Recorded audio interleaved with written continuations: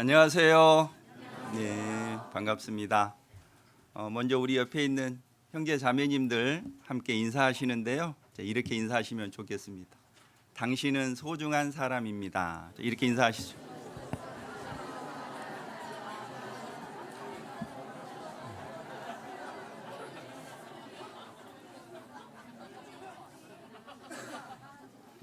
예, 나에게 가장 소중한 사람이 누군지 아세요? 예, 내 옆에 있는 사람이 가장 소중한 사람이라고 합니다. 아무리 소중한 사람도 멀리 있으면 아무 소용 없겠죠. 예, 지금 내 옆에 있는 사람이 가장 소중한 사람입니다. 그렇게 생각하시죠? 예, 저희가 구원 받을 때 내 옆에 있는 형제 자매가 있었기 때문에 내가 구원을 받을 수 있었고요. 또 내 옆에 있는 형제 자매가 있기 때문에 내가 지금 신앙생활을 하고 있습니다. 그래서 내 옆에 있는 사람이 항상 소중한 사람이다라고 생각하고 살아가시면 좋겠습니다. 때로는 미운 마음이 들 때도 있습니다. 하지만 소중하다라는 걸 늘 생각하면서 또 미움을 또 사랑으로 바꾸고 더욱 하나 되어서 또 주님을 위해 살아가는 교회가 되었으면 좋겠습니다. 저는 곡성에서 왔습니다. 곡성이 어디 있는지 아세요? 네. 곡성 그러면 다들 영화를 떠올리시더라고요. 예. 곡성은 남원 밑에 있습니다. 광주에서 한 40분 거리에 있는데요. 2002년도에 자립을 했고요. 2005년도에 건축을 했습니다. 지금 주일에 성인 90명 그리고 교회 학교 12명 모여서 교제하고 있습니다. 곡성은 또 이렇게 기차 마을이라고 장미 축제가 또 유명하더라고요. 그래서 혹시 시간 되시면 한 번씩 또 와 보시고 교회를 위해서도 또 기도 한 번씩 해주시면 감사하겠습니다. 잠깐 기도하겠습니다.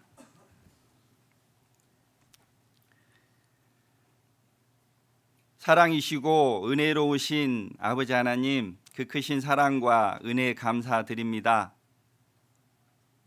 영원한 심판을 받을 수밖에 없는 우리를 위해서 십자가에 못 박히시고 그 피로 우리의 모든 죄를 사하여 주시고 천국의 소망을 주셔서 감사합니다. 주님이 역사하시는 몸된 교회 안에 함께할 수 있도록 늘 은혜 베풀어 주시고 또 말씀으로 교훈하여 주시며 늘 주님 붙들고 살게 해주셔서 감사합니다. 주님 오시는 그날까지 몸된 교회 안에서 주님께서 맡기신 이 귀한 복음을 증거하며 주님을 기쁘시게 하고 주님께 영광 돌리는 삶을 살아갈 수 있도록 늘 도와주시옵소서. 우리 귀한 형제 자매님들 함께하며 또 마음을 모아 더욱 주님 위에 살아갈 수 있도록 도와주시기를 원하옵니다. 오늘 주일을 통해서 또 저희들 함께 모였습니다. 말씀으로 교훈하여 주시고 그 말씀을 따라 변화되어가는 삶이 되도록 늘 인도하여 주시옵소서. 이 자리에 함께 해야지만 또 여러 가지 사정으로 함께하지 못한 우리 귀한 형제 자매님들 있습니다. 때로는 병 가운데, 때로는 여러 가지 어려운 가운데 또 힘들어하는 우리 형제 자매님들 주님께서 은혜로 능력으로 더해 주시고 또 다음 교제 시간 함께할 수 있도록 인도하여 주시옵소서. 해외에서 복음 전하시는 선교사님과 가정 함께하는 동역자들 늘 기억해 주시고 복음 증가하는 데 부족함 없도록 영육간에 축복해 주시기를 간절히 원하옵니다. 이 한 시간 주님의 은혜로운 손길에 맡기고 의지하오며 저희를 사랑하시는 예수님 이름으로 기도드립니다. 아멘. 성경 찾겠습니다. 구약 성경 역대상 29장입니다.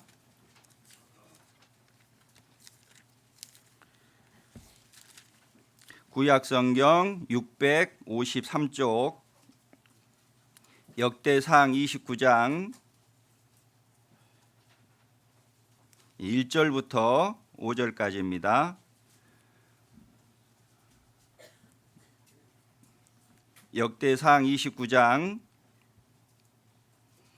1절부터 5절까지를 제가 읽겠습니다. 다윗 왕이 온 회중에게 이르되 내 아들 솔로몬이 홀로 하나님의 택하신 바 되었으나 오히려 어리고 연약하고 이 역사는 크도다. 이 전은 사람을 위한 것이 아니요 여호와 하나님을 위한 것이라.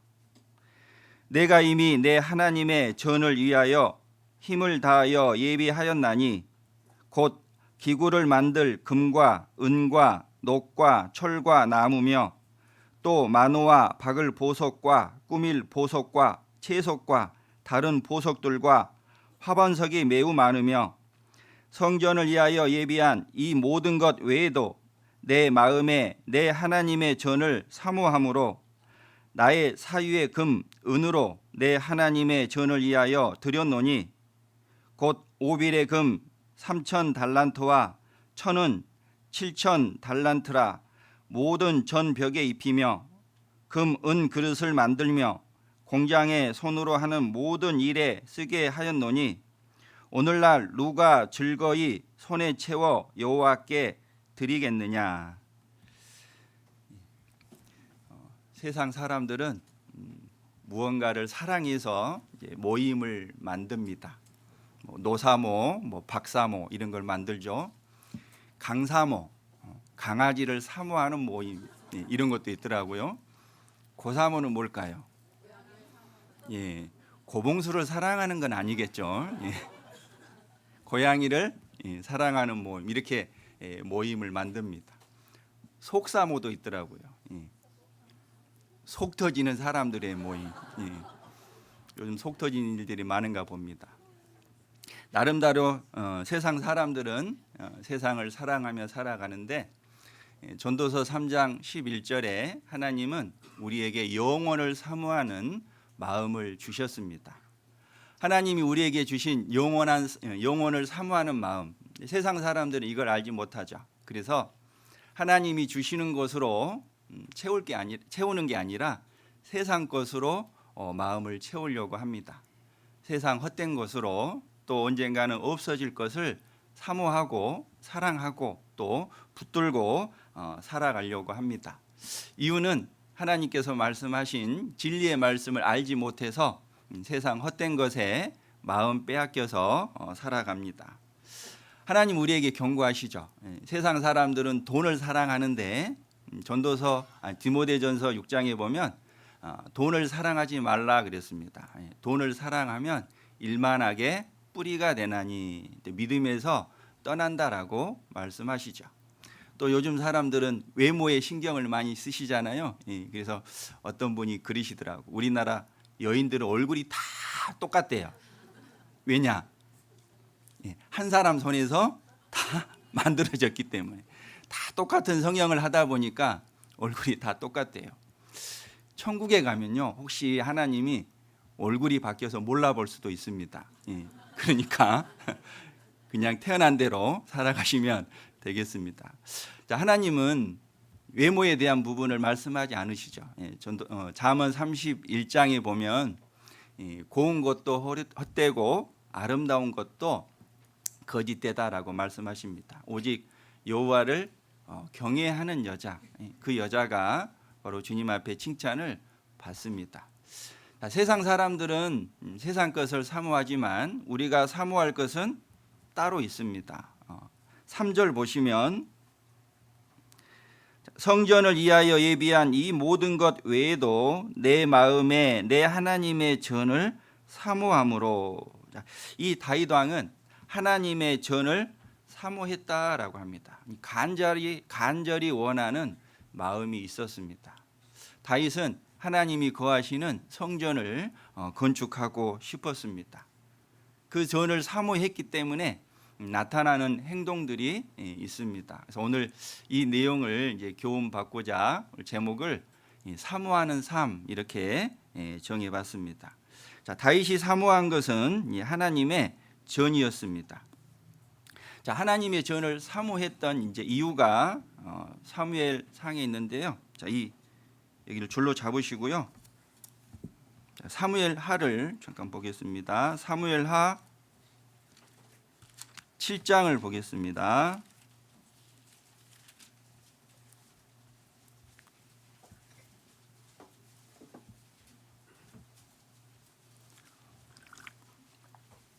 사무엘하 7장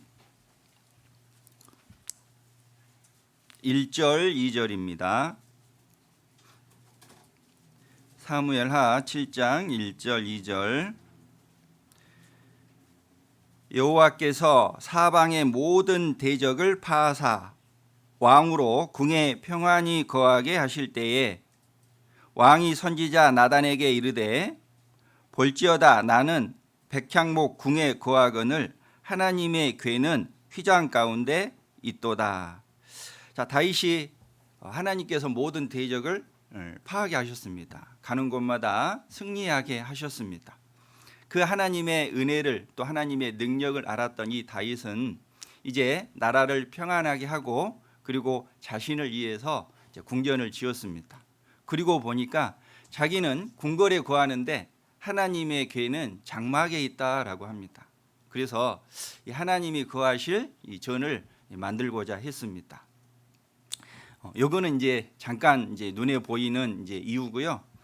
다윗이 진정 하나님을 위해서 전을 건축하고자 했던 마음은 1절에 여호와께서 사방의 모든 대적을 파하사 왕으로 궁에 평안히 거하게 하실 때 하나님께서 다윗을 평안히 거하게 하셨다라는 걸 알게 되었습니다. 하나님의 은혜를 발견하게 되었죠.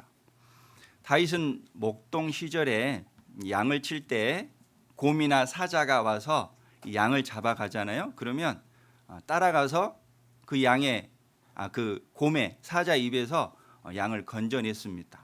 때로는 곰과 사자와 싸워서 또 빼앗아 오기도 했습니다.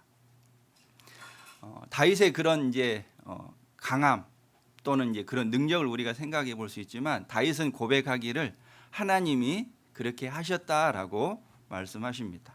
다윗을 강하게 하시고 다윗을 지켜주신 분이 하나님이다라는 걸 알게 된 거죠. 그리고 이제 골리앗과 싸움에서도 마찬가지입니다. 하나님이 승리하게 하셨습니다. 골리앗은 창과 또 단창으로 나오지만 다윗은 하나님의 이름으로 나간다라고 합니다.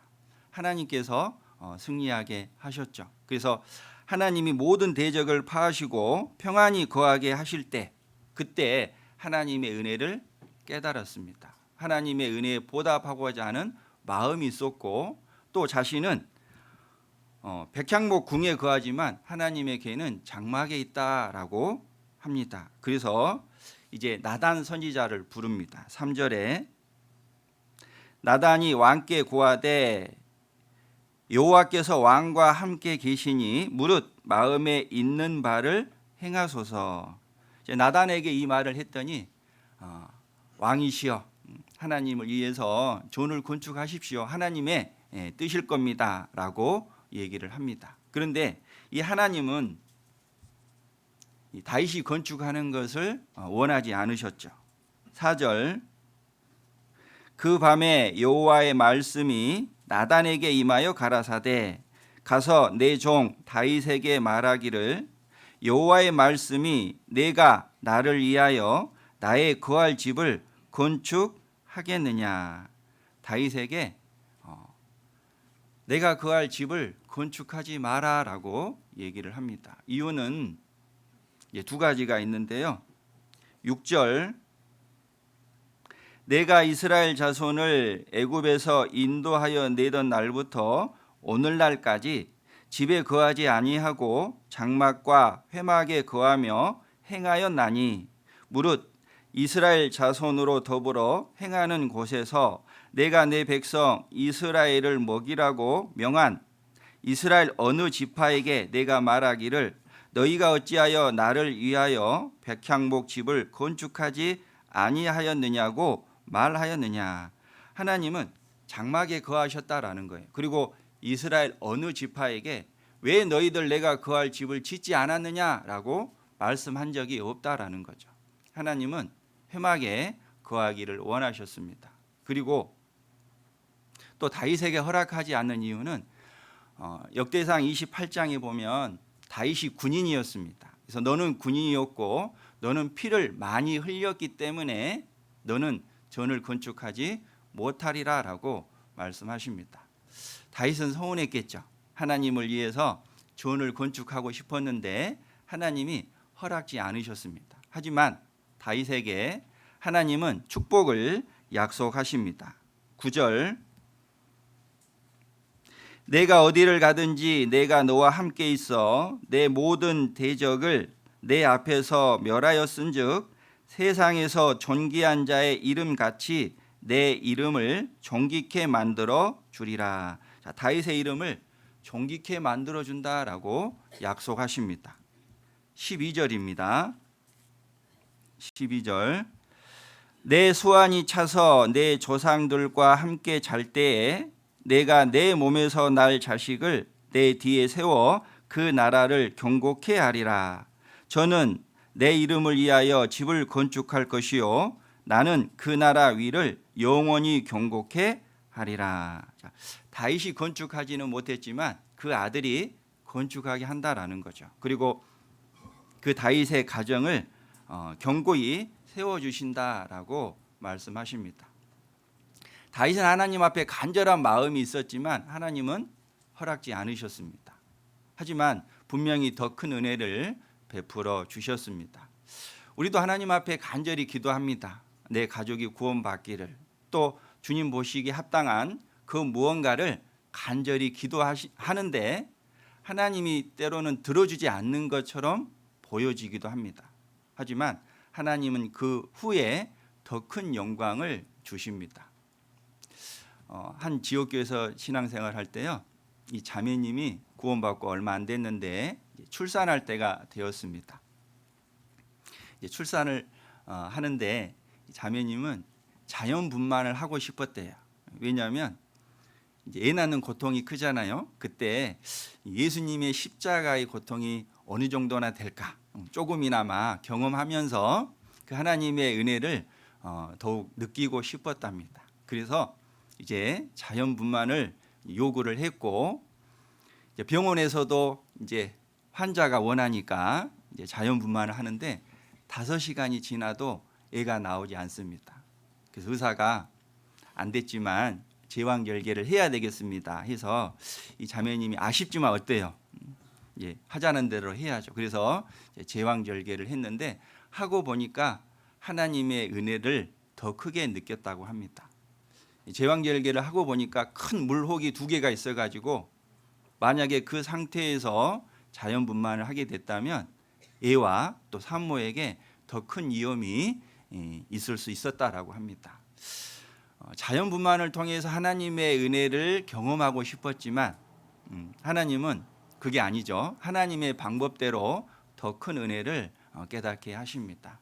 그래서 우리가 때로는 하나님 앞에 간절히 기도를 하는데 응답이 안 되는 경우가 있을 수 있습니다. 하지만 하나님은 분명히 그 후에 더 큰 은혜를 베풀어 주실 겁니다. 다윗도 이와 마찬가지로 성전을 건축하기를 원했지만 하나님은 다윗에게 허락하지 않았던 그 성전 건축을 아들이 하게 되었고, 또 하나님은 더 큰 은혜를 이 다윗에게 약속했습니다. 이제 그 아들 솔로몬이 이제 건축을 이제 할 수 있다라고 하나님이 말씀하셨기 때문에 이제 다윗은 그 아들이 건축할 수 있도록 많은 준비를 합니다. 자기가 하지 못한다고 내버려 둔 게 아니었죠.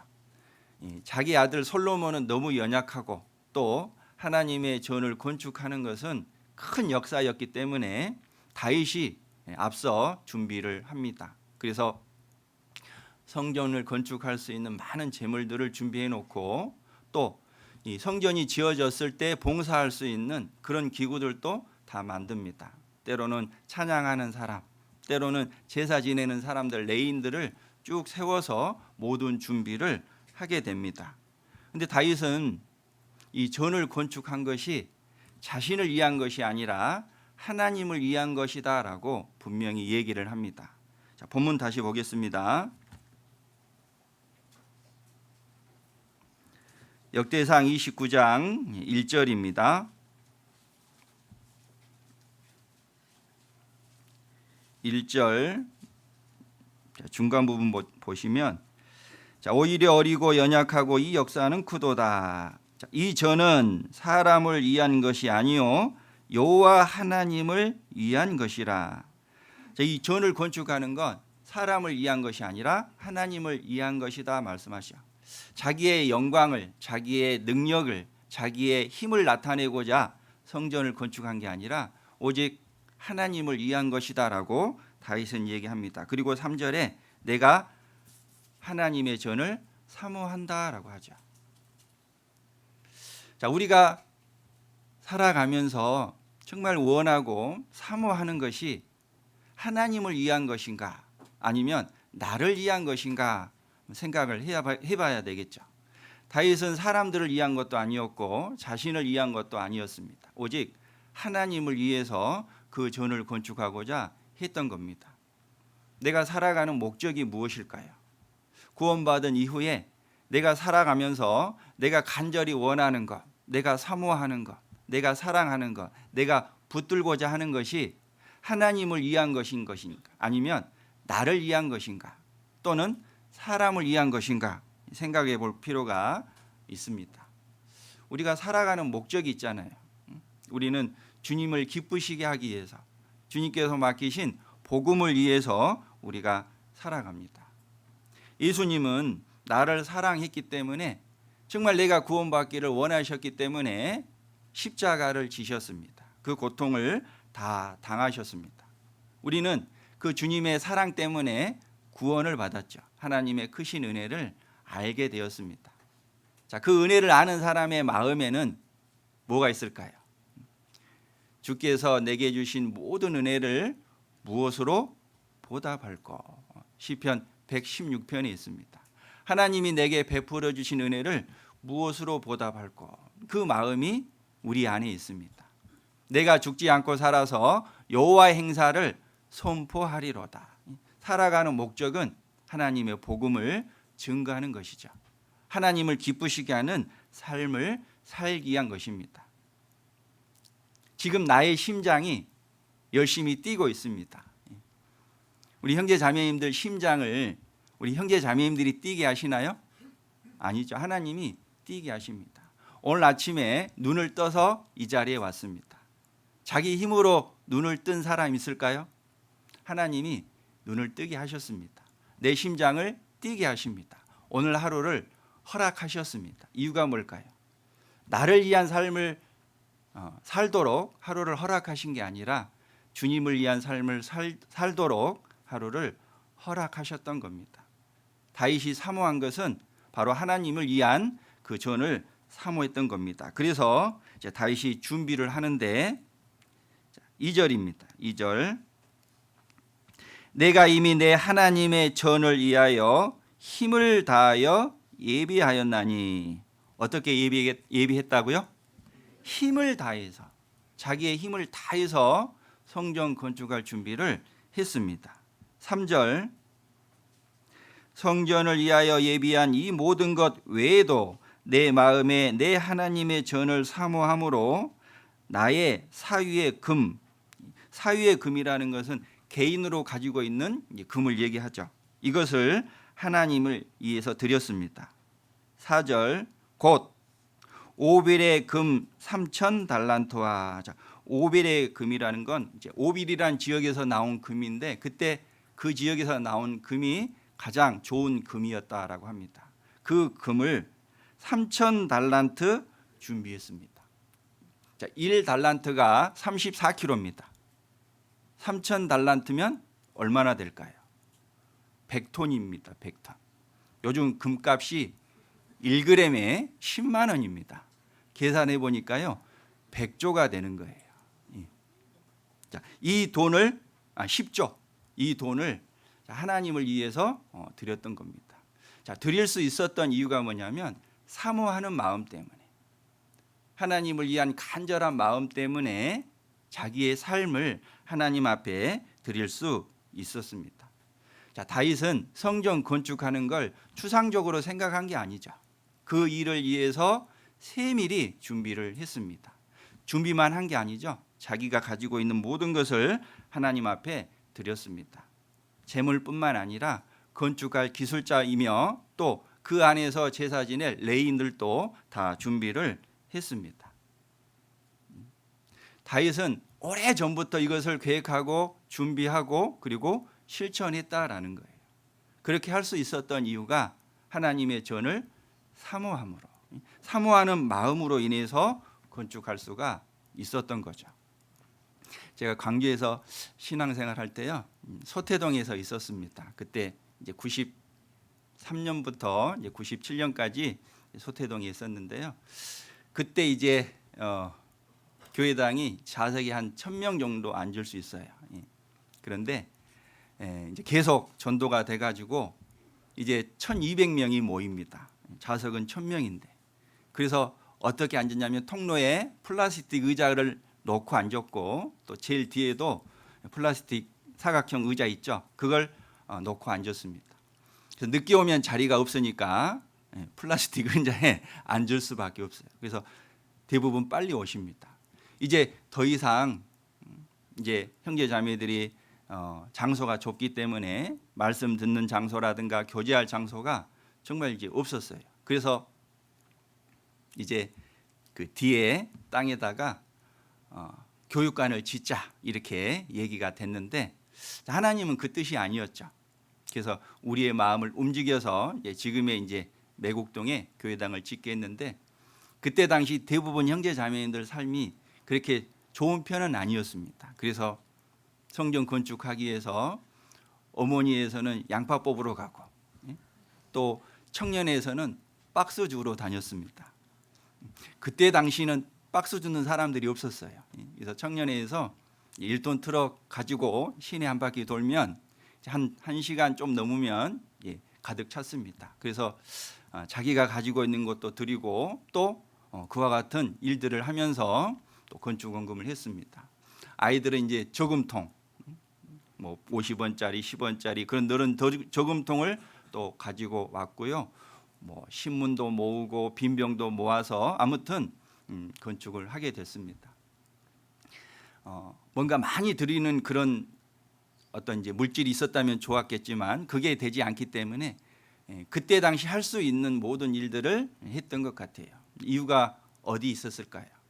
바로 더 넓은 장소에서 더 나은 복음을 전하고 교제하기 위한 그런 간절한 마음이 있었기 때문에 그와 같은 일들을 했던 겁니다. 다윗도 마찬가지죠. 하나님의 전을 위해서 많은 걸 준비했고 또 하나님 앞에 드렸습니다. 자, 세상 사람들은 자신이 사모하는 것을 위해서 나름대로 최선을 다합니다. 돈 좋아하는 사람 어때요? 돈 되는 거 투자하잖아요. 정말 그 돈 버는 사람도 그냥 벌진 않아요. 정말 노력해서 그 돈을 잡기 위해서 정말 아침 일찍 일어나서 밤 늦게까지 아마 고생을 할 겁니다.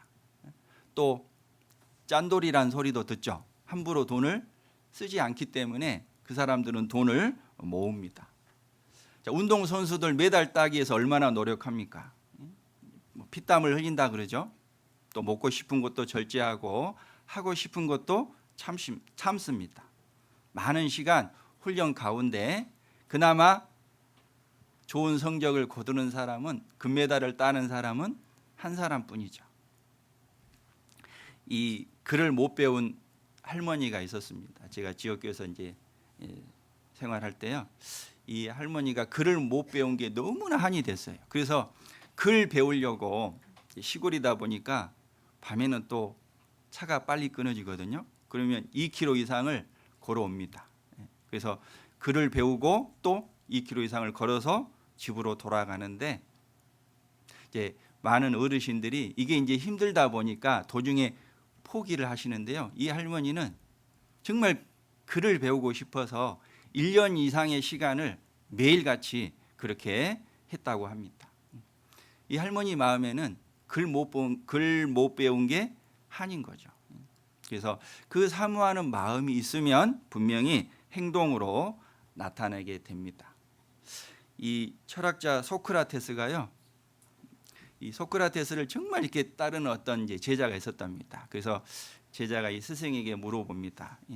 선생님처럼 정말 그 많은 지식을 어떻게 하면 얻을 수 있습니까? 그랬더니 이 제자를 강으로 데려가서 머리를 물속에 쳐박습니다. 이제 나오려고 하는데 계속 못 나오게 하는 거예요. 그리고 나서 이제 고개를 들게 하면서 자, 얼굴이 물 속에 있을 때 가장 필요한 게 뭐냐고 물어봤더니 공기였죠. 숨을 못 쉬니까. 자, 그렇게 간절한 마음으로 지식을 구하면 아마 당신이 원하는 걸 얻을 수 있을 것이다라고 했답니다. 자, 세상 사람들은 나름대로 자기가 원하는 걸 위해서 정말 수고를 합니다. 자, 우리는 무엇을 얻기 위해서 수고를 해야 될까요? 자, 야고보서 2장 잠깐 보겠습니다.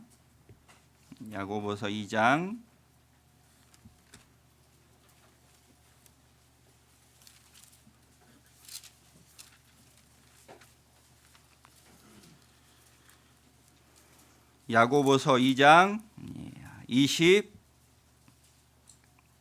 22절입니다.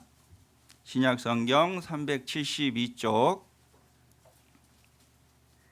야고보서 2장 22절 찾으셨으면 함께 읽겠습니다.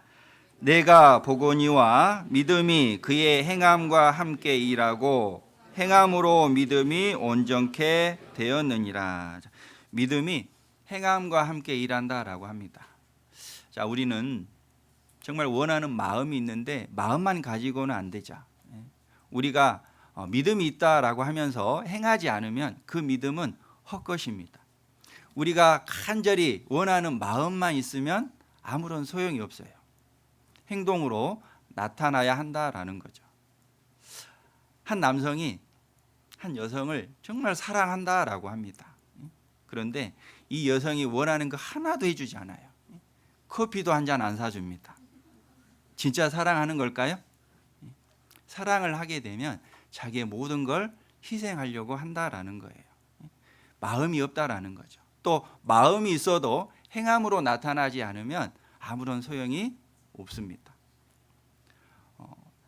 전에 뉴스에 보니까요, 아파트에 불이 났는데 이 한 가족이 이제 그 아파트에 있었습니다. 그런데 이제 소방차도 늦게 오고 구조대원도 늦게 오는 바람에 이제 더 이상 그 불난 집에 있을 수 없었어요. 그래서 아버지는 아들을 안고 어머니는 딸을 안고 어린 아들과 딸을 안고 뛰어내렸습니다.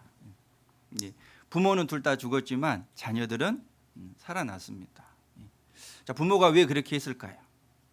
거기 있으면 다 죽습니다.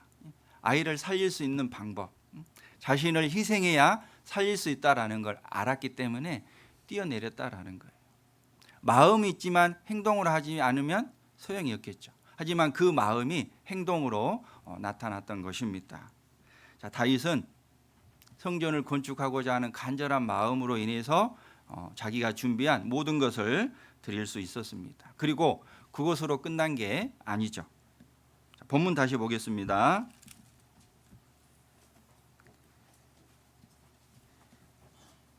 5절입니다. 5절 금, 은 그릇을 만들며 공장의 손으로 하는 모든 일에 쓰게 하였노니, 자, 다음 구절을 함께 읽겠습니다. 오늘날 누가 즐거이 손에 채워 여호와께 드리겠느냐. 무슨 뜻이냐면 나와 같이 기쁜 마음으로 주님께 드릴 사람 있습니까? 라는 뜻입니다. 다윗은 자기 혼자만 드리는 것으로 만족하는 게 아니라 이 하나님의 일을 위해서 그 백성이 함께 하기를 원했던 겁니다. 6절 이에 모든 족장과 이스라엘 모든 지파 어른과 천부장과 백부장과 왕의 사무감독이 다 즐거이 드리되, 다윗만 했던 것이 아니라 그와 함께 했던 백성들도 그 일에 동참하게 되었습니다. 9절 백성이 자기의 즐거이 드림으로 기뻐하였으니 곧 저희가 성심으로 이 성심이다라는 건 준비된 마음입니다. 성심으로 여호와께 즐거이 드림이며 다윗 왕도 기쁨을 이기지 못하여 하니라. 자기가 하나님 앞에 드린 것으로 만족한 게 아니라 백성과 함께함으로 인해서 다윗은 더 기뻐할 수가 있었습니다.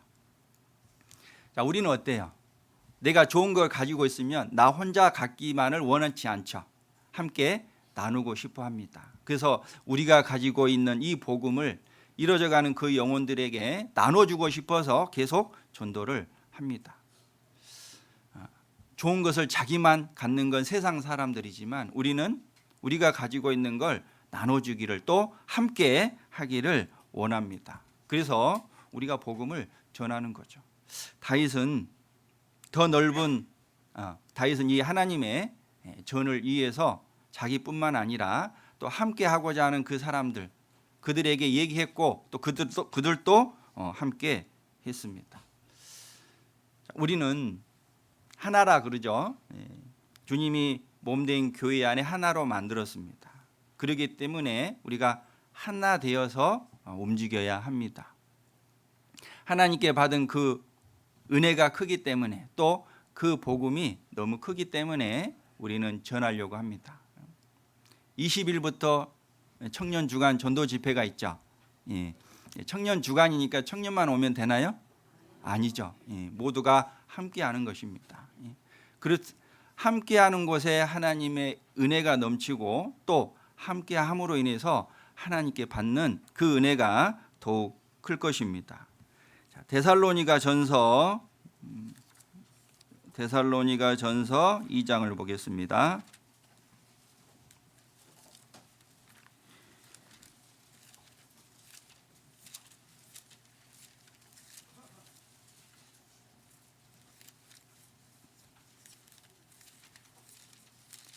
데살로니가 전서 2장 8절입니다. 신약 성경 329쪽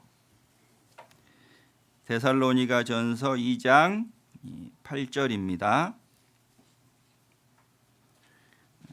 찾으셨으면 함께 읽겠습니다. 우리가 이같이 너희를 사모하여 하나님의 복음으로만 아니라 우리 목숨까지 너희에게 주기를 즐겨함은 너희가 우리의 사랑하는 자 됨이니라. 바울과 함께 했던 동역자 그들은 이 데살로니가 사람들을 정말 사랑했습니다. 그래서 우리가 이같이 너희를 사모하여 하나님의 복음으로만 아니라 사랑했기 때문에 이뤄져가는 영혼을 사랑했기 때문에 복음을 전했죠. 또 그것으로만 끝나는 게 아니라 우리 목숨까지 너희에게 주기를 즐겨함은 너희가 우리의 사랑하는 자 됨이니라.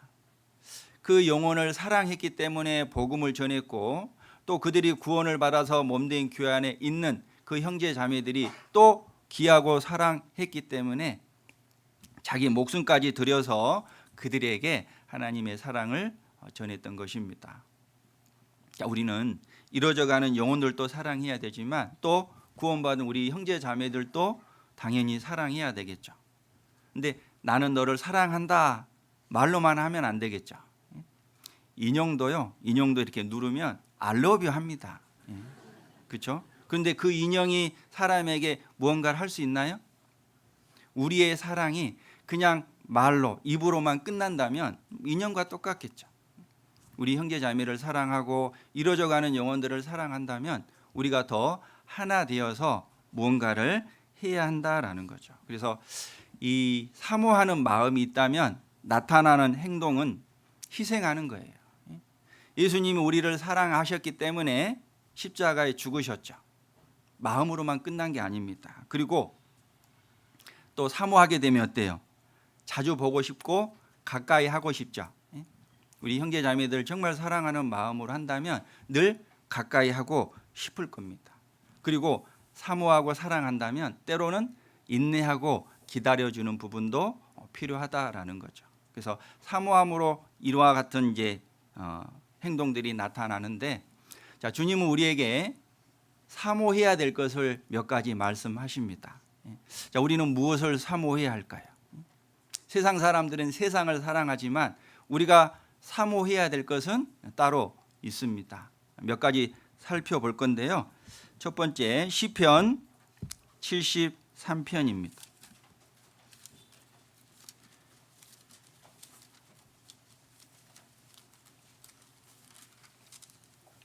시편 73편 25절입니다.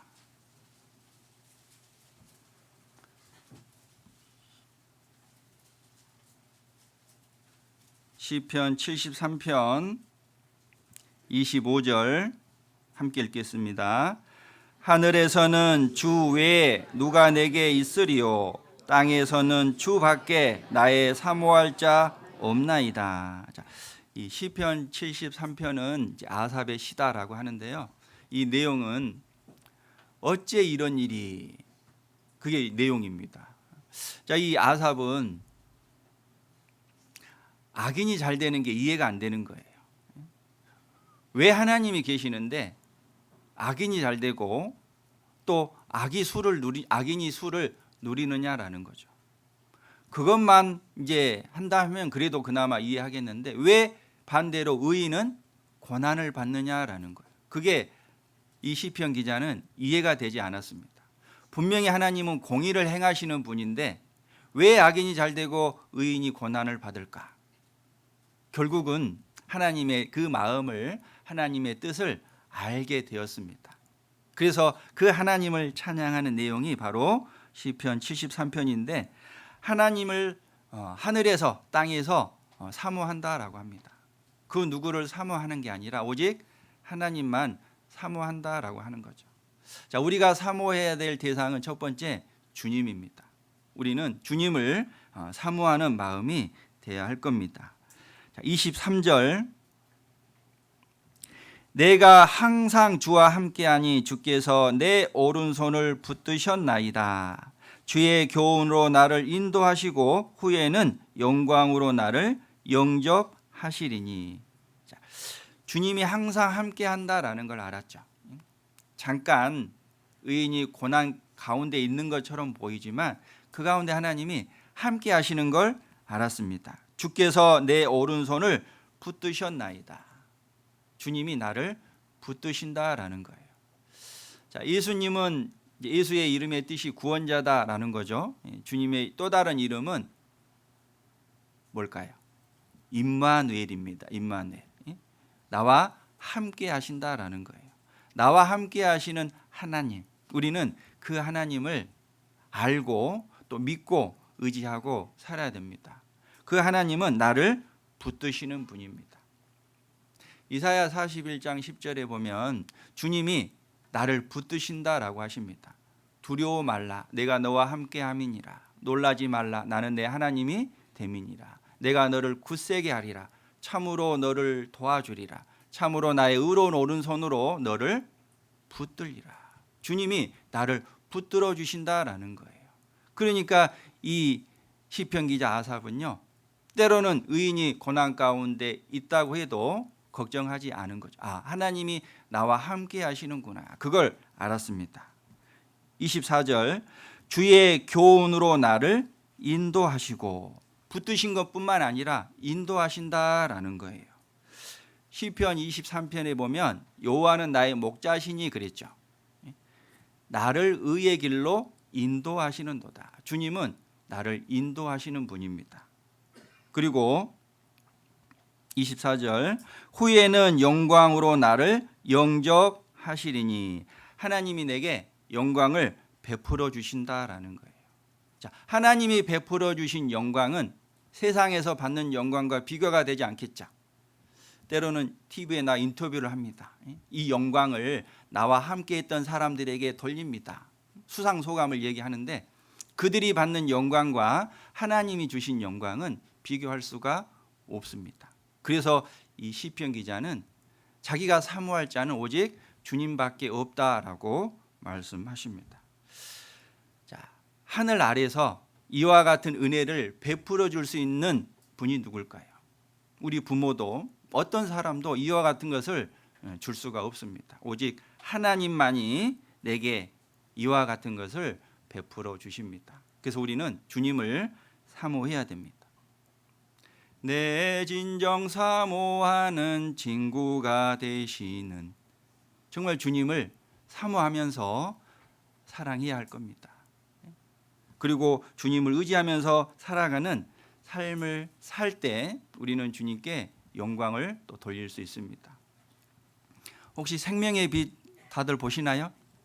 저는 생명의 빛을 받아보면 먼저 제일 끝에 있는 간증부터 읽습니다.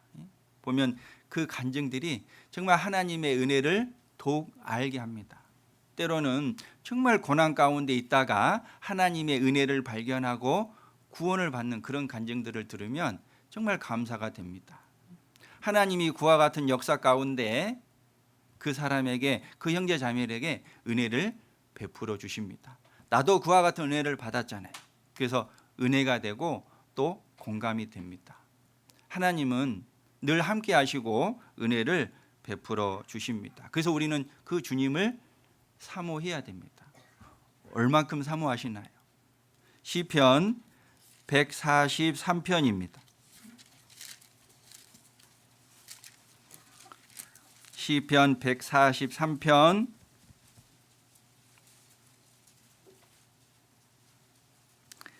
시편 143편 3절입니다. 143편 3절부터 6절까지를 제가 읽겠습니다. 원수가 내 영혼을 핍박하며 내 생명을 땅에 엎어서 나로 죽은 지 오랜 자 같이 흑암한 곳에 거하게 하였나이다. 그러므로 내 심령이 속에서 상하며 내 마음이 속에서 참담하니이다. 내가 옛날을 기억하고 주의 모든 행하신 것을 묵상하며 주의 손의 행사를 생각하고, 6절을 함께 읽겠습니다.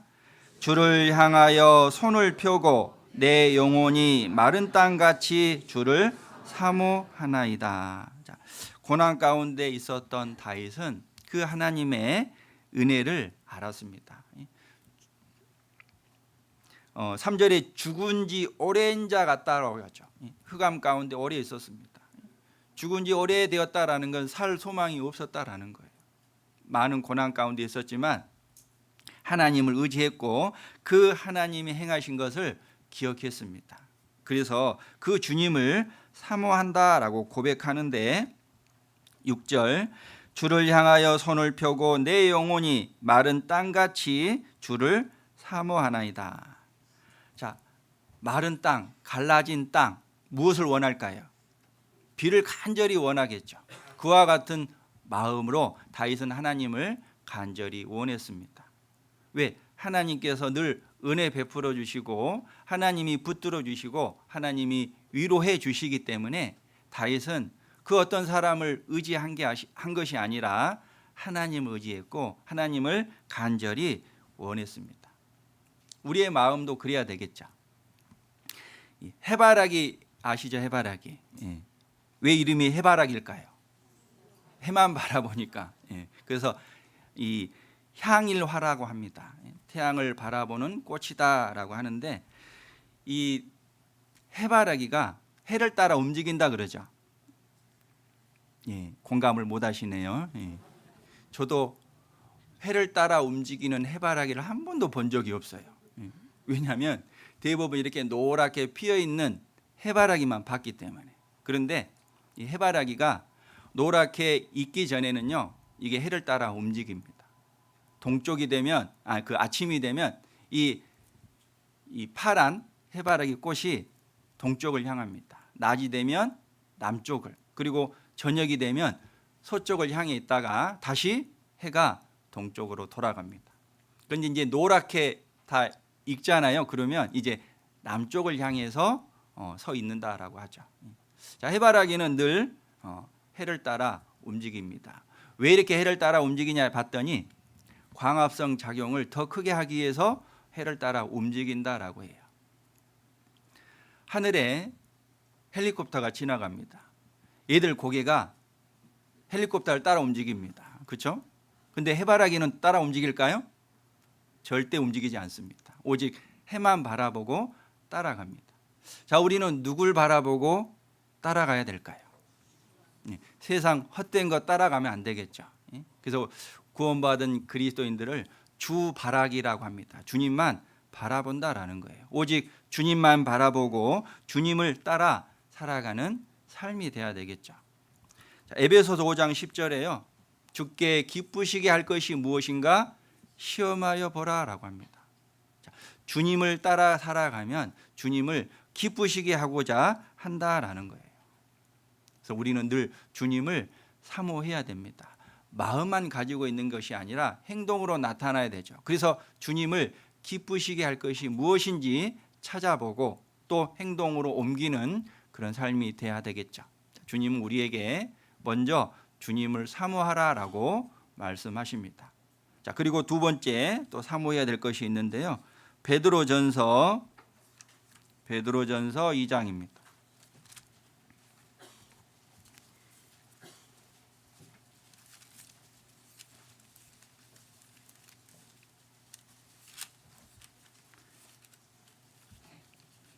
베드로전서 2장 2절입니다.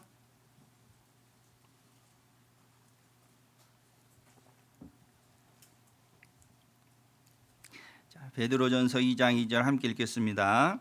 갓난 아이들 같이 순전하고 신령한 젖을 사모하라. 이는 이로 말미암아 너희로 구원에 이르도록 자라게 하려 함이라. 베드로 사도가 우리에게 얘기하죠. 신령한 젖을 사모하라. 신령한 젖이 뭘까요? 말씀입니다. 갓 태어난 아이는 본능적으로 젖을 찾습니다. 배가 고프면 울죠. 젖 달라고 웁니다. 우리도 주님의 말씀을 그와 같이 사모하고 간절히 찾아야 할 것을 말씀하십니다. 자, 갓난 아이가 돈 찾나요? 갓난 아이가 술 찾을까요? 그런 거 안 찾죠. 젖을 찾습니다. 구원받은 그리스도인은 하나님의 말씀을 사모해야 됩니다. 세상 것으로 우리의 그 영혼을 채울 수가 없습니다. 하나님의 말씀을 사모하라라고 하신 이유가 있죠. 이유가 뭐냐면, 자, 이는 이로 말미암아 너희로 구원에 이르도록 자라게 하려 함이라. 자, 구원에 이르도록 자라게 하는 것이 하나님의 말씀이다라는 거죠. 아이가 젖을 먹지 않으면 성장할 수가 없죠. 저희 애들이 태어날 때 정말 적게 태어났어요. 하나는 1.6kg, 하나는 2.2kg. 쌍둥이로 태어났거든요. 그래서 이 태어났는데 너무 얘들이 이제 적었습니다. 근데 아버지란 사람이 할 수 있는 게 하나도 없더라고요. 간절히 기도되는 건 정말 건강하게 자랐으면 좋겠다라는 거죠. 자, 건강하게 자라려면 부지런히 먹어야 됩니다. 잘 안 크고 또 건강하지 않는 이유가 뭘까요? 잘 안 먹어서 그래요. 그렇죠? 그래서 할머니에게 손주를 맡겨놓으면요, 할머니가 밥그릇 들고 쫓아다니면서 먹입니다. 그렇죠? 왜? 먹어야 되니까. 먹지 않으면 자랄 수 없기 때문에. 우리가 하나님의 말씀을 먹지 않으면 자랄 수가 없습니다. 그래서 말씀을 사모해야 된다라는 거예요. 우리가 말씀을 사모하고 말씀을 가까이 하면 우리의 삶이 바뀝니다. 우리 자매님들은 형제님에게 잔소리를 날리죠. 계속 잔소리를 합니다. 왜 잔소리하죠? 좀 바꾸라고, 행동 좀 바꾸라고, 좀 이렇게 좀 살아보라고 계속 잔소리를 하는데, 자, 잔소리하면 바뀔까요? 바뀌지 않습니다. 사람의 말로 바뀌는 게 아니죠. 오직 하나님의 말씀으로 그 삶이 바뀝니다. 제가 한 지역으로 이제 이동을 해가지고 신앙생활을 하는데 어머니의 자매님을 이제 한 명을 봤습니다. 근데 이 자매님이 구원받은 지 10년이 됐다고 하는데 수요 말씀도 잘 참석 안 하고 주일날도 자주 빠집니다. 봉사도 하지 않고 10년이 지났는데, 그래서 왜 자매님이 저렇게 신앙생활을 할까 했는데, 근데 어느 순간 어느 날 갑자기 이제 삶이 바뀌어요. 수요일 날 참석하고 주일 날 참석하고 봉사하고 그렇게 바뀌었습니다. 자매님이 간증하기를 어떤 계기로 인해서 말씀을 가까이 해야 되겠다라는 걸 알게 되었대요. 그래서 이제 주일 말씀 끝나면 지금은 이제 테이프 안 팔죠. 예전에는 테이프 팔았습니다. 그러면 테이프 사가지고 가서 그것을 또 듣고 합니다. 그리고 서울교회 또 수요 말씀도 또 들어요. 어떨 때는 말씀이 좀 어려워서요, 이 같은 말씀을 18번을 들었대요. 우리 어떠신가요? 들었던 말씀 또 들으시나요? 그렇진 않죠. 이 자매님이 계속 말씀을 듣는 가운데, 묵상하는 가운데 자기의 삶을 바라보게 된 겁니다. 말씀을 드려야 되겠다. 말씀을 가까이 해야 되겠다. 그리고 나서 이제 간증이 바뀝니다. 구역 모임에 왔을 때, 처음에 이제 가서 구역 모임 왔을 때 간증은요, 다 주위 얘기밖에 안 해요. 시부모가 어떻고, 그때 남편이 이제 구원받지 못했는데 남편이 어떻고, 자기 얘기는 없고요, 다 남 얘기합니다. 내 환경이 이래서 내가 지금 이렇게 못 살고 있다. 그것만 하는 거예요.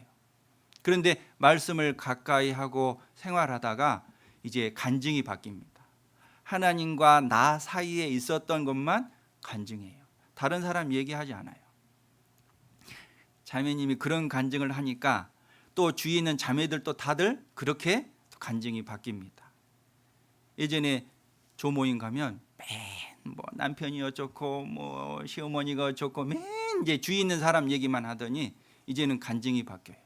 하나님과 나와의 관계, 하나님이 내게 깨닫게 해주신 것, 하나님이 내게 베풀어 주신 은혜, 이런 것으로 간증이 바뀝니다. 이 자매님의 삶을 바꿀 수 있었던 게 바로 하나님의 말씀이었다라는 거죠. 예전에는 본인이 이제 타 지역에 있는 어머니 전도하기 위해서, 건강이 좋지 않아서 전도하기 위해서 자꾸 찾아갑니다. 그런데 다 자기 방법이었던 거예요. 자기 계획을 세워서 해봐도 안 되는 거예요. 근데 자매님이 이제 말씀을 가까이 하면서 생활이 바뀌면서 기도하는 방법도 달라지고 전도하는 방법도 달라져요.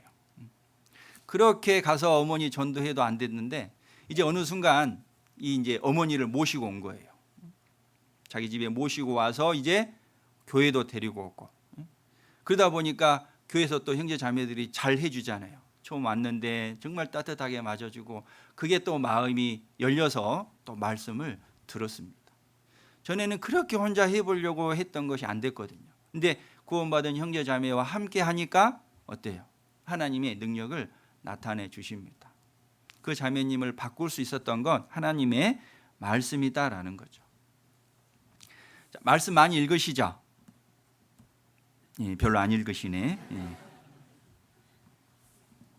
어떤 자매님이 이제 간증을 하는데요.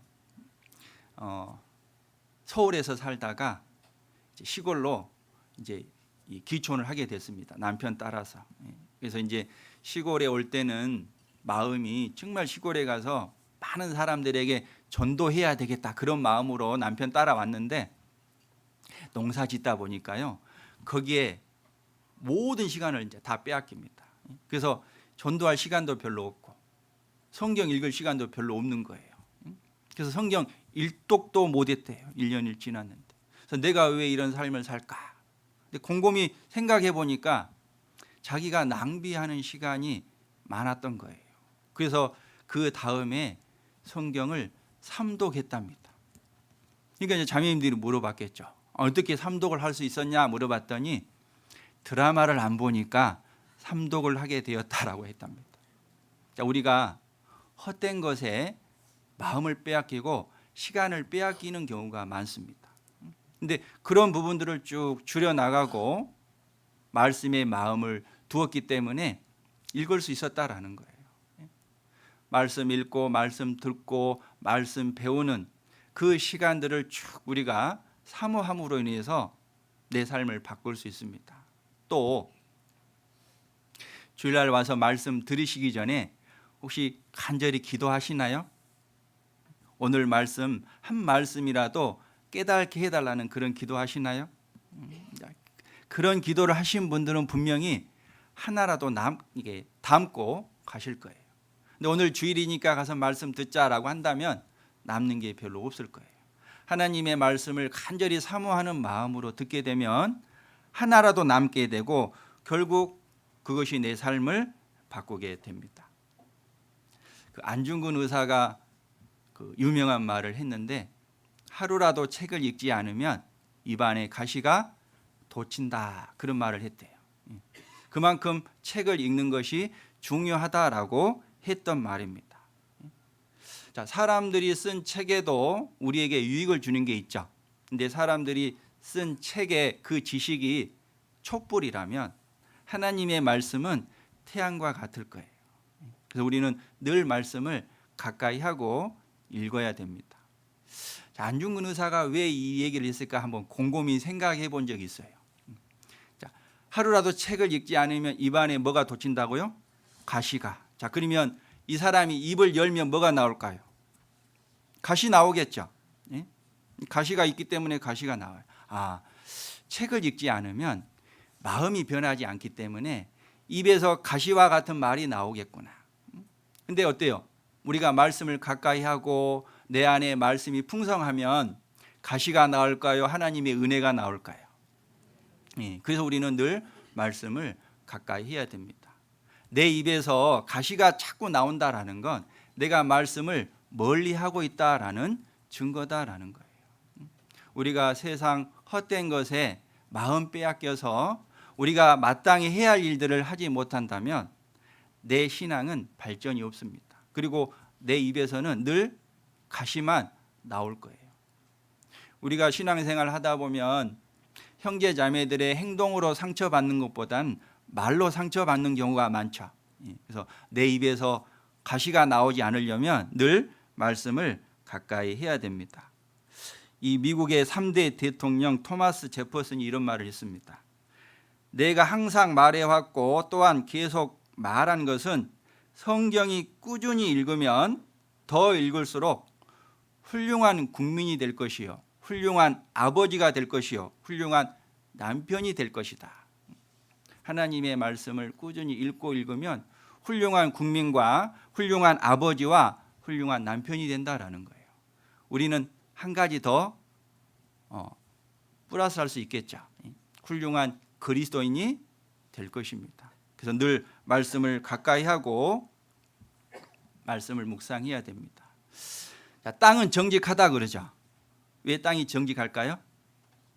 뿌린 대로 심는 대로 거두기 때문에.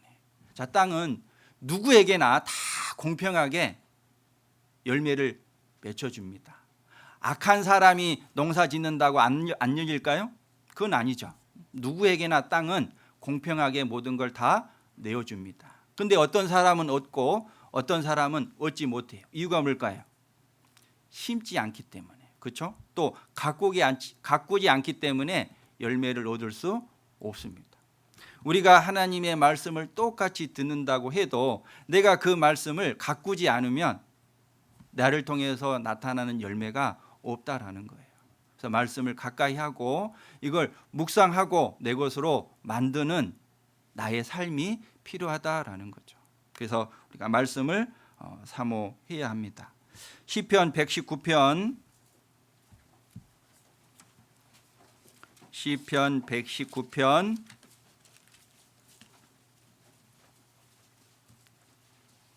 131절입니다. 시편 119편 131절 찾으셨으면 함께 읽겠습니다. 내가 주의 계명을 사모함으로 입을 열고 헐떡였나이다. 자, 입을 열고 헐떡일 만큼 말씀을 사모했다라는 거예요. 자, 입을 열고 헐떡인다라는 건 육상 선수가 100m를 힘껏 달리고 나서 어떨까요? 숨을 몰아쉬겠죠. 그와 같은 모습입니다. 사슴이 시냇물을 찾기에 갈급한 것처럼 우리가 이 말씀을 정말 간절히 사모하는 마음으로 입을 열고 헐떡이는 그런 모습이 필요하다라는 거예요. 하나님의 말씀을 간절히 사모하면 어떨까요? 하나님이 분명히 채워주시겠죠. 은혜를 깨닫게 해주실 거예요. 내 삶을 바꿀 수 있는 건 하나님의 말씀입니다. 내 신앙을 튼튼히 세워주는 건 하나님의 말씀입니다. 그래서 우리가 늘 말씀 듣는 걸 게을리 해서는 안 되고 또 말씀 읽는 것도 게을리 해서는 안 됩니다. 어떤 자매님이 성경 일독이 안 된대요. 뭐 하다 보면 또 바쁜 일에 이렇게 이제 하다 보면 성경 일독을 못 한다라고 했답니다. 그래서 자매님이 이제 연초에 다짐을 했답니다. 내가 읽어야 될 하루 분량 성경을 읽지 않으면 잠을 안 자겠다고. 그럼 어떨까요? 잠을 자려면 읽어야 되겠죠. 그래서 자매님이 꾸준히 한 결과 성경을 읽게 됐습니다. 일독을 했답니다. 그리고 이제 또 그 다음에 이독하고. 저희 곡성에 은장의 어르신이 성경을 오독하십니다. 오독. 근데 그냥 집에서만 계시는 게 아니라 이 주중에는 또 일을 하셔요. 낮에는. 근데 이제 이분과 같이 일하시는 형제님이 이제 이분 쭉 보면요, 일하다가 시간만 나면 성경 읽고 또 시간만 나면 중얼중얼 하신대요. 이 은장의 신데요, 은장의 어르신인데 모두의 때 가끔 암송을 하십니다. 그러면 성경 한 장을 암송하셔요. 젊은 사람이 아니라 은장의 어르신이라니까요. 근데 비결이 뭐냐면 시간 날 때마다 아무튼 중얼중얼 하신대요. 그렇게 말씀을 가까이 하고 살아가는데 어떨까요? 그 입에서 악한 말이 한 번이라도 나올까요? 아닙니다. 그 은장의 어르신 보면 정말 온유하고 정말 모든 형제 자매들에게 따뜻하게 대하고 그렇게 할 수 있었던 이유가 뭘까요? 하나님의 말씀이다라는 거죠. 그래서 우리가 늘 말씀을 가까이 해야 되고요. 123절을 보겠습니다. 119편 123절 함께 읽겠습니다. 내 눈이 주의 구원과 주의 의로운 말씀을 사모하기에 피곤하니이다. 하나님의 구원과 하나님의 말씀을 사모하기에 눈이 피곤하대요. 혹시 눈이 피곤할 때까지 말씀 읽으신 적 있으세요? 아마 TV를 눈이 피곤할 때까지 본 적은 있어도 게임을 눈이 피곤할 때까지 한 적은 있어도 성경이 눈이 피곤할 때까지 본 적은 별로 없을 거예요. 우리는 하나님의 말씀을 정말 사모하는 마음으로 정말 눈이 피곤할 때까지 우리가 읽는다면 하나님이 분명히 은혜를 채워주실 거예요. 내가 지금 하나님의 말씀을 사모하고 있는지 아니면 다른 헛된 것을 사모하고 있는지 한번 곰곰이 고민해보는 시간이 되었으면 좋겠습니다. 자, 그리고요 한 가지 더 생각해 본다면 하나님의 날, 주님이 다시 오는 날, 그 날을 우리도 또 사모해야 됩니다. 자, 베드로후서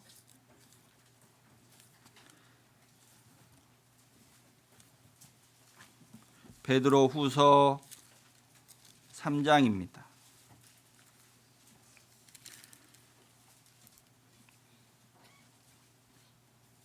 베드로후서 3장 12절입니다.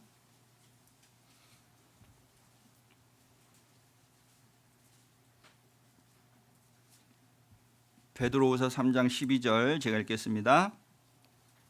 하나님의 날이 임하기를 바라보고 간절히 사모하라. 그날의 하늘이 불에 타서 풀어지고 체질이 뜨거운 불에 녹아지려니와. 자, 이 하나님의 날은 세상 사람들에게는 심판의 날입니다. 구원받은 그리스도인에게는 재림의 날이 되겠죠. 그래서 이 심판의 날, 그때는 하늘이 불에 타서 풀어지고 체질이 뜨거운 불에 녹아집니다. 이 세상 사람을 심판하는 그 날이 옵니다. 언제인지는 알지 못하지만 가까이에 지금 와 있습니다. 우리는 이 하나님의 날이 임하기를 사모하라라고 말씀하셨기 때문에 그날을 기다리는 사람이 되어야 합니다. 자, 주님이 오늘 저녁에 오신다면 어쩌실래요? 아이고 잘 오셨습니다. 이렇게 마음이 될까요? 아이고 왜 이렇게 빨리 오셨습니까? 그런 마음이 될까요? 아마 많은 일을 못 하신 분들은, 아직도 구원받아야 될 가족들이 있는 분들은 아이고 주님 왜 빨리 오셨습니까? 이런 마음이 들 것이고, 그래도 어느 정도 주님을 위해서 살아왔고 또 어느 정도 전도하신 분은 아이고 주님 잘 오셨습니다 그럴 거예요. 그런데 혹 아이고 주님 제가 지금 차도 어제 뽑았고 지금 세상에 해야 할 일도 많은데 왜 이렇게 빨리 오셨습니까? 이런 분 안 계시겠죠. 아마 대부분 아직 구원받아야 될 사람들이 구원받지 못해서 아마 주님 오시기를 조금 더 더디 오시기를 기다리는 사람도 있을 거예요. 자, 주님이 빨리 오시기를 기다리는 그날을 사모하는 사람들은 어떨까요? 정말 주님을 위해서 최선을 다해서 살아왔던 사람들입니다. 바울 사도는 하나님이 자기에게 맡기신 사명, 자기의 달려갈 길을 마쳤다라고 하죠. 주님 곧 오신다고 해도 전혀 문제될 것이 없는 삶을 살았습니다. 우리가 주님이 다시 오시기를 그 날을 사모한다면 어떻게 살아야 될까요? 정신 바짝 차리고 살아야 되겠죠. 우리가 세상 헛된 것에 마음 빼앗겨서 산다면 주님 빨리 오시기를 기다리지 않을 거예요. 그래도 내가 뭔가 계획하고 내가 뭔가 꿈꾸는 것을 이루기 위해서 주님 늦게 오기를 기다릴 겁니다. 하지만 우리는 주님이 빨리 오시기를 기다리는 마음으로 살아야 합니다. 그래서 11절 이 모든 것이 이렇게 풀어지리니 너희가 어떠한 사람이 되어야 마땅하뇨 거룩한 행실과 경건함으로. 거룩한 행실, 구별된 삶, 이 삶을 통해서 주님 오시기를 기다려야 한다라는 거죠. 세상과 구별된 그런 삶을 살아간다면 주님 오시기를 기다릴 거예요. 내가 아직도 한 발을 세상에 담고 있다면 주님 오시기를 기다리진 않을 거예요. 그래서 우리가 주님의 다시 오시기를 사모하는 그런 마음으로 살아가기 위해서 더욱 구별된 삶 그리고 경건한 삶을 살아야 합니다. 주님 오시는 때가 아직도 멀었다라고 생각한다면 우리의 마음은 풀어질 수밖에 없습니다. 누가복음 12장을 보겠습니다. 누가복음 12장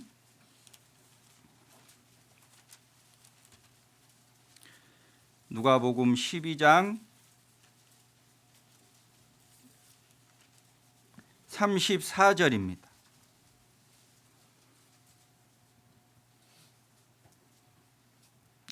12장 45절입니다. 누가복음 12장 45절 만일 그 종이 마음에 생각하기를 주인이 더디 오리라 하여 노비를 때리며 먹고 마시고 취하게 되면 생각지 않은 날 알지 못하는 시간에 이 종의 주인이 이르러 엄히 때리고 신실치 아니한 자의 받을 율에 처하리니. 자, 주인이 어디 이제 일을 보러 집을 떠나서 이제 늦게 돌아옵니다. 근데 이제 집에서 주인을 기다리는 종들이 아이고 우리 주인 돌아오려면 아직 멀었다. 자, 그 마음을 갖게 되면 어떻게 행동을 하냐? 45절 만일 그 종이 마음에 생각하기를 주인이 더디 오리라 하여 노비를 때리며 먹고 마시고 취한다라는 거죠. 주님 오시려면 아직 멀었다 생각하면 주인 맞을 준비를 하는 게 아니라 헛된 것에 시간을 빼앗긴다라는 거죠. 우리가 주님 다시 오기를 기다리는 마음이 없다면 우리의 마음은 계속 세상의 유혹을 받아서 마음이 빼앗길 겁니다. 나도 좀 다른 사람들처럼 돈을 좀 더 벌어보고 싶고 다른 사람들 하는 것처럼 좀 더 하고 싶고. 우리는 정말 심플한 삶을 살아야 돼요. 오직 주님 바라보고 가능하면 집과 교회, 그렇죠? 학교와 교회, 직장과 교회, 이런 마음으로 살아야 될 겁니다. 다른 것을 바라본다면 우리의 마음은 계속 하나님으로부터 멀어질 수밖에 없습니다. 그 마음을 아시기 때문에 주님은 우리에게 사모해야 될 것을, 많은 것을 말씀하시죠. 하나님을 사모하고 영원한 것을 사모한다면 마음 빼앗기지 않고 주님을 기쁘시게 하는 삶을 살아갈 수 있을 겁니다. 제가 95년도에 결혼을 했는데요. 그때 당시 결혼할 때 뭐가 유행했냐면 하나만 낳자라는 거예요. 왜요? 주님 곧 오신다 그랬습니다. 아마 2000년 넘어가지는 않을 것이다. 이런 마음으로 하나 빨리 낳아서 키우고 정말 주님 위에, 복음 위에 살아야 되지 않겠냐. 그래서 그때 90년대에 결혼하신 분들 대부분 자녀가 한 명이에요. 저는 임신이 안 돼서 어쩔 수 없이 시험관에서 쌍둥이를 낳았지만 그때 다들 하나만 낳자라는 거예요. 근데 지금은 젊은 사람들이 애를 안 낳자 그러죠. 왜요? 주님 위에 살려고 안 낳아요? 자기들 편하게 살려고, 자기들 위한 삶을 살기 위해서 애를 안 낳는 거예요. 그런데 그 세상 사람들의 마음이 교회 안에 들어와서요, 요즘 교회 안에 결혼하는 청년 형제 자매들이 애를 안 낳는데요.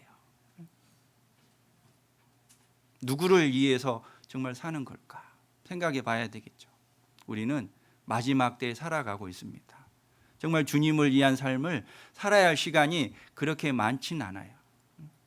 그런데 내 마음이 세상에 빼앗기면 우리는 세상을 위해 살아갈 수밖에 없습니다. 그래서 주님을 사랑해야 됩니다. 그렇죠? 그리고 말씀을 사모해야 됩니다. 그리고요, 주님이 다시 오시기를 사모하는 마음으로 살아야 할 겁니다. 그런 사모하는 마음으로 산다면 우리의 삶은 분명히 바꿔질 수밖에 없다라는 거예요. 주님 앞에 섰을 때 너 뭐 하다 왔냐 물어보시면 뭐라고 대답하실래요?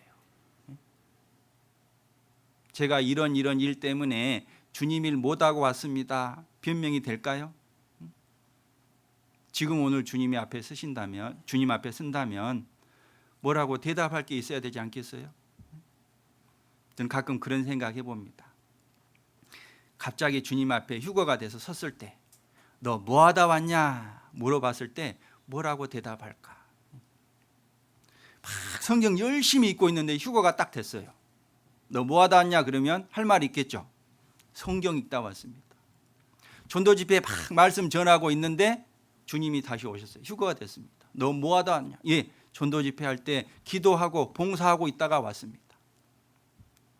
열심히 드라마 보고 있는데 휴거가 돼버렸어요. 너 뭐 하다 왔냐? 뭐라고 대답하실래요? 예? 드라마 보다 왔습니다. 그러실래요? 주님이 오실 날 너무나 가깝습니다. 이때일수록 우리는 더 정신을 차리고 언제 우리가 주님 앞에 설지 모르기 때문에 정말 주님을 사모하고 영원한 것을 사모하면서 살아가는 삶이 되어야 겠습니다. 기도하고 마치겠습니다. 주님 감사합니다. 저희들 구원해 주시고 몸된 교회 안에 함께할 수 있도록 은혜 베풀어 주셔서 감사합니다. 세상 헛된 것에 또 언젠가는 없어질 것에 마음 두지 않고 영원한 것을 사모하며 주님 위에 살아갈 수 있도록 늘 인도하여 주시옵소서. 주님께서 이곳 광진구에 귀한 몸된 교회를 세우셨습니다. 우리 광진교회를 통해서 주님께 영광 돌리고 또 많은 영혼들을 주님 앞에 돌아오게 하는 귀한 교회로 사용해 주시기를 간절히 원하옵니다. 우리 귀한 형제 자매님들 각 가정에 주님께서 늘 은혜로 축복으로 대해 주시고 주님만 바라보고 살아가는 삶이 되도록 늘 인도하여 주시옵소서. 저희를 사랑하시는 예수님 이름으로 기도드립니다. 아멘.